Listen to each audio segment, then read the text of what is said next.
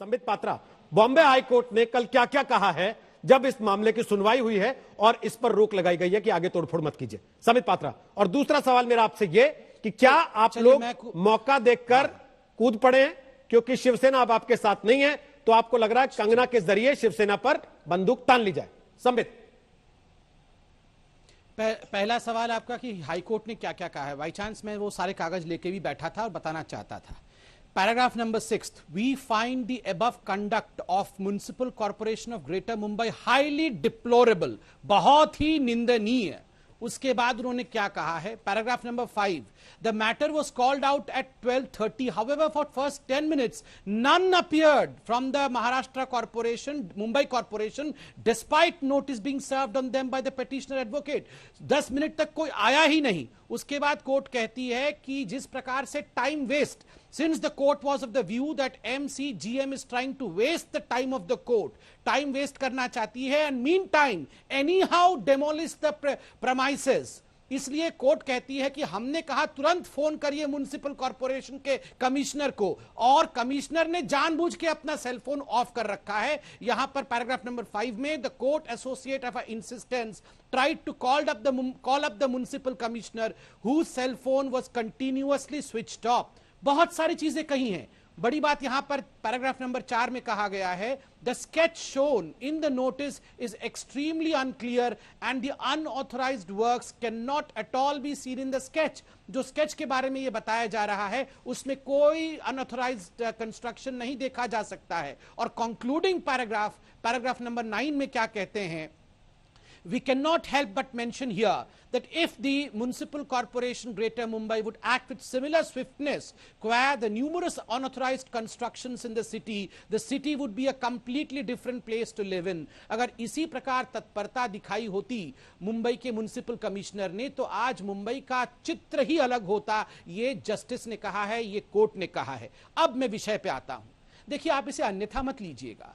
आज मैं जब ये सारा प्रकरण आपके चैनल पे देख रहा था, मुझे वो शोले पिक्चर और गब्बर सिंह याद आ गया।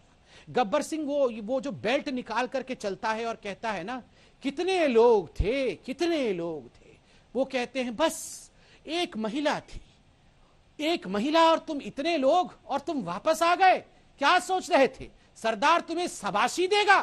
जाओ उसे गाली दो, उसे हरामखोर कहो, उसके घर को तोड़ दो, उसके दफ्तर को नेस्तनाबूद कर दो, उसके खिलाफ FIR कर दो, उसके जबड़ा को तोड़ दो, उसको बचने लायक मत छोड़ो।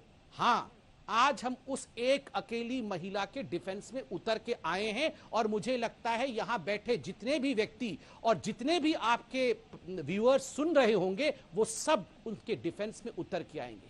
एक महिला को आप FIR करेंगे, उसको हरामखोर कहेंगे, उसको कहेंगे कि तुम्हारा पिता है तो अपने पिता को, अगर तुम्हारा कोई पिता है तो अपने पिता को लाके दिखा जरा मुंबई। तू मुंबई में नहीं आ सकती है, तू घुस के तो दिखा, तेरा जबड़ा तोड़ देंगे, तेरा घर तोड़ देंगे, तेरा दफ्तर तोड़ देंगे, कोर्ट में सुनवाई तक नहीं होने देंगे। ये क्या चल रहा है? ये गब्बर सिंह की सरकार चल रही है या शिवसेना की सरकार चल रही है? मैं अंत करूंगा एक छोटे से बहुत मैं भावभीनी एक कविता के साथ इसे अंत करता हूं। पात्रा जी, हरामखोर मतलब शिष्टाचार। मैं 10 सेकंड लूंगा, इसे अंत ही कर रहा हूं, और ये करोड़ों लोग इसे देख रहे हैं। मैं 10 सेकंड में अंत करता हूं। हरामखोर मतलब शिष्टाचार, तू कहने पर FIR। बाला साहब वीर पुरुष थे, सदा किया सब पर उपकार, हिंदू हृदय पर राज किया, नमन तुम्हें है बारंबार। उनके नाम पे सत्ता पाकर भूल गए तुम अपना आधार, जिनसे लड़ी सदा शिवसेना आज खड़ी है उनके ही द्वार। सुनो उद्धव, सुनो आदित्य, सुनो राहुल और शरद पवार, फिर गुंडा युग लौट रहा है, होगा मुंबई में हाहाकार। पूरा देश देखे नौटंकी, एक नारी पर अत्याचार, धमकी दी और ऑफिस तोड़ा, क्या इसको कहते हैं सरकार? हे मुमरा देवी सिद्धि विनायक, दया करो हे अपरंपार। हरामखोर मतलब शिष्टाचार, तू कहने पर FIR, तू कहने पर FIR। पात्रा जी, आजकल आप कविता करने लगे हैं डिबेट में आने से पहले। रोहित जी, नहीं, ठीक है, आप एक नया, आ रहा हूं रवि जी, आ रहा हूं, बृजमोहन जी के पास जा रहा हूं ना। पहले वो औपचारिक प्रवक्ता है पार्टी के, आप औपचारिक प्रवक्ता बन जाइए। सबसे पहला सवाल आपसे पूछ लूंगा। आप जब तक अनौपचारिक है सर, तो फिर अनौपचारिक की तरह चौथे नंबर पर वेट करना पड़ेगा थोड़ा सा, है ना सर? प्लीज, मैं जरा बृजमोहन जी के पास जा रहा हूं। बृजमोहन जी, शरद पवार ने कल नाराजगी जता दी इस बात को लेकर कि कंगना रनौत के खिलाफ जिस तरीके की कार्रवाई की गई वो ठीक नहीं लगती। क्या सरकार में इस बात को लेकर मतभेद हैं कि शिवसेना ने असल में जल्दबाजी कर दी या ओवरडू कर दिया? रिएक्शन। देखिए, सरकार में किसी भी प्रकार का कोई भी विवाद या सरकार के लिए कोई ऐसी नाराजगी हमारी नेता के मन में या पार्टी के दीगर लोगों के मन में नहीं। ठीक।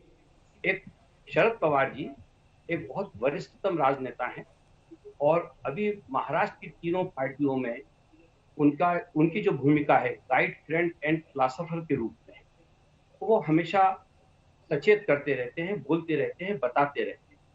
और निश्चित रूप से जब वो कोई बात कहते हैं तो उसके पीछे उनका एक गंभीर चिंतन होता है और उसके पीछे उनकी बहुत गहरी और पैनी राजनीतिक दृष्टि भी होती है। उन्होंने इस बात को जब कहा है तो आप निश्चित जानिए कि अब इस विवाद पे बात करने का, इसको और आगे बढ़ाने का कोई भी मंतव्य अब किसी का नहीं होना चाहिए। पवार साहब ने इस बात को बहुत स्पष्ट कर दिया है। पर बृजमोहन जी, इसको हम थोड़ी ना बढ़ा रहे हैं सर, सुरक्षित है जी, हम थोड़ी ना बढ़ा रहे हैं, आपके लोग बढ़ा रहे हैं, शिवसेना के लोग बढ़ा रहे हैं जो एफआईआर करने चले गए कंगना के ऊपर अब कि इन्होंने उद्धव ठाकरे के लिए अच्छी भाषा इस्तेमाल नहीं की। अभी आप जो कह रहे हैं कि शिवसेना गई है, तो शिवसेना का कोई भी अधिकृत व्यक्ति इस मामले में नहीं है। जैसे श्रीवास्तव जी, आप भी जानते हैं पूरे हिंदुस्तान में सर, बृजमोहन जी, ये बिल्कुल वैसी ही बात है, जी के लिए प्रदर्शन हो रहे हैं। ये बिल्कुल वैसी ही बात है कि शिवसेना का आदमी नहीं गया, जैसी बात यह है कि सरकार का कोई रोल नहीं है इसमें, तो बीएमसी का हमसे कोई लेना देना नहीं, बीएमसी खुद चली गई जी तोड़ने के लिए।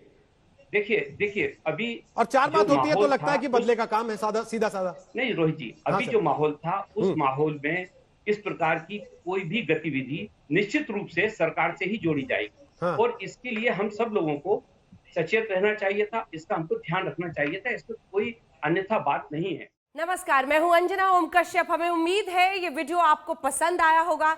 लेटेस्ट खबरों के लिए यूं ही देखते रहिए आज तक और इस वीडियो के पसंद आने पर लाइक, शेयर एंड सब्सक्राइब करना ना भूलें।